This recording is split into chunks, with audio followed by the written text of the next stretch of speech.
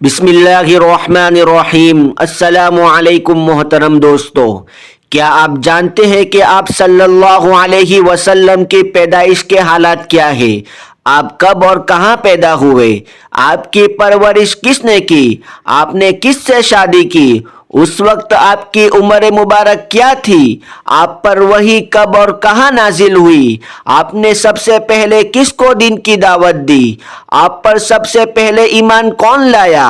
اگر آپ ان سوالوں کے جواب نہیں جانتے تو اس ویڈیو کو آخر تک دیکھیے، انشاءاللہ سارے سوالوں کے جواب آپ کو مل جائیں گے۔ حضرت عیسیٰ علیہ السلام نے اپنی قوم سے کہا تھا کہ میرے بعد ایک نبی آئے گا، ان کا نام احمد ہوگا۔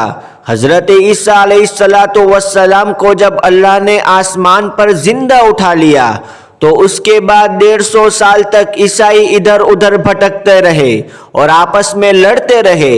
ان کے عالموں نے حضرت عیسیٰ علیہ السلام کی تعلیمات کو اکٹھا کیا، اس کا نام انجیل ہے۔ یہ تعداد میں ہزاروں پہنچ چکی تھی۔ اس وجہ سے عیسائیوں میں بڑا جھگڑا ہوا کہ کون سی انجیل صحیح ہے اور کون سی غلط۔ آخر میں سب نے اتفاق کر کے سب کتابیں جلا دی۔ غرض حضرت عیسیٰ علیہ السلام کے بعد جب ہر طرف کفر و شرک اور جہالت پھیل گئی، لوگ پھر بت پرستی میں مبتلا ہو گئے، آدمی آدمی کا دشمن ہو گیا، شراب، جوا، قتل، لوٹ مار، بدامنی ہر طرف پھیل گئی، شیطان کے ماننے والے دنیا میں پھیل گئے اور اللہ تعالیٰ کو بھول گئے۔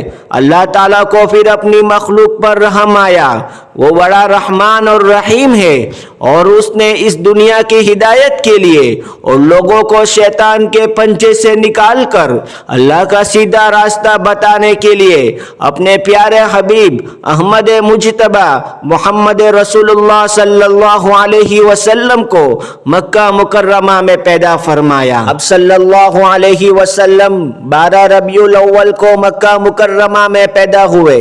آپ کی والدہ کا نام آمینہ اور آپ کے والد ماجد کا نام عبداللہ تھا، جو آپ صلی اللہ علیہ وسلم کی پیدائش سے 2 ماہ پہلے ہی وفات پا چکے تھے۔ آپ کے دادا عبد المطلب تھے، انہوں نے آپ کی سرپرستی فرمائی۔ اس زمانے میں عرب میں دستور تھا کہ شریف گھرانوں کے بچے دیہات یعنی گاؤں میں پرورش پاتے تھے۔ ہمارے نبی صلی اللہ علیہ وسلم کو بھی ایک خاتون حلیمہ پرورش کے لیے لے گئی۔ حضور صلی اللہ علیہ وسلم 6 سال تک دائی حلیمہ کے پاس رہے۔ آپ سال بھر میں 2 مرتبہ والدہ سے ملنے آتے، اس کے بعد والدہ نے اپنے پاس بلا لیا۔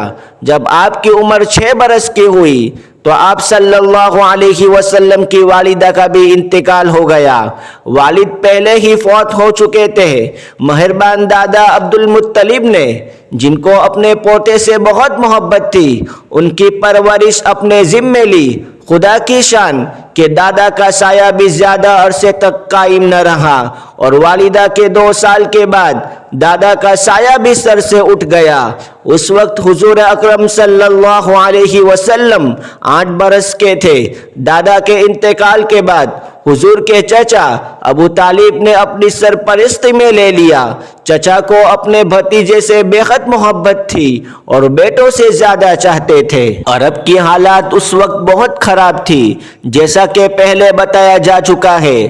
چنانچہ حضور صلی اللہ علیہ وسلم نے انہی لوگوں کے درمیان رہ کر پرورش پائی اور آپ کا اٹھنا بیٹھنا، ملنا جلنا انہی لوگوں سے تھا، مگر آپ نے کسی کی گندی عادت نہیں لی۔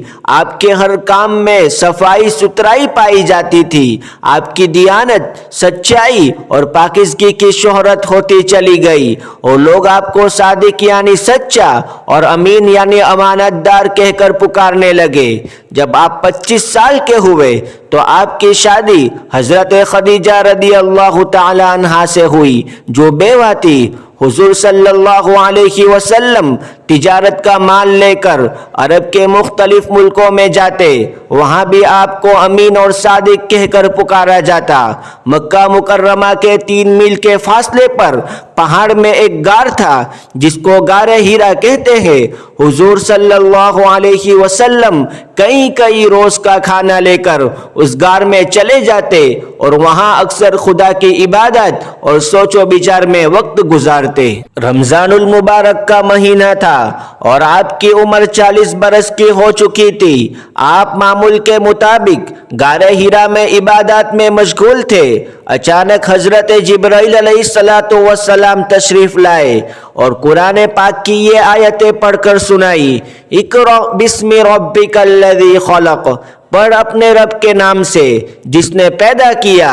خلق الانسان من علق، جس نے انسان کو جمے ہوئے خون سے بنایا۔ اقرأ وربک الاکرم، پڑھ اور تیرا رب بڑا کریم ہے۔ الذی علم بالقلم، جس نے قلم کے ذریعے علم سکھایا۔ علم الانسان ما لم يعلم، انسان کو وہ بتایا جو وہ نہیں جانتا۔ غار ہیرا میں آپ صلی اللہ علیہ وسلم کو نبوت عطا کی گئی اور حکم دیا گیا کہ اللہ کے بندوں کو اللہ کا سیدھا راستہ بتائے۔ یہ کام آسان نہیں تھا۔ ایسی ذمہ داری کا خیال کر کے آپ کانپ گئے اور گھبراتے ہوئے گھر تشریف لائے۔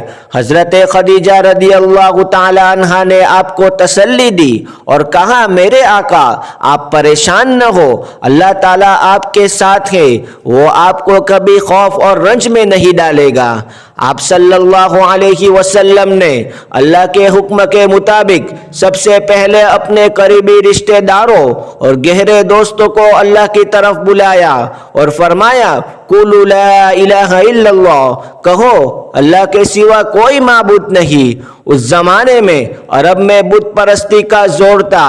خانہ کعبہ جو اللہ کا گھر ہے اس میں بے شمار بت رکھے تھے۔ ان کی سمجھ میں یہ بات نہیں آئی اور اس بات پر آپ صلی اللہ علیہ وسلم سے لڑنے کو تیار ہو گئے۔ سب سے پہلے حضرت خدیجہ رضی اللہ تعالی عنہا، حضرت علی رضی اللہ تعالی عنہ، حضرت زید بن حارث رضی اللہ تعالی عنہ اور حضرت ابو بکر صدیق رضی اللہ تعالی عنہ ایمان لائے اور اللہ کے دین کو پھیلانے لگے۔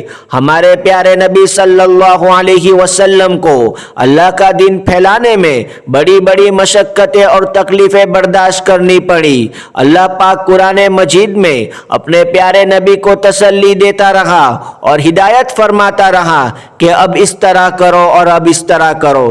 آپ صلی اللہ علیہ وسلم کی تسلی کے لیے اور قوم کی عبرت کے لیے پہلے نبیوں کے قصے بتائے گئے۔ جن قوموں نے اپنے نبی کا کہنا مانا وہ دین اور دنیا میں کامیاب رہیں، اور جنہوں نے اپنے نبی کا انکار کیا اور اللہ کا کہنا نہیں مانا وہ قوم اس دنیا سے بھی نیست و نابود کر دی گئی اور آخرت میں بھی اس کو بڑی سزا ملے گی۔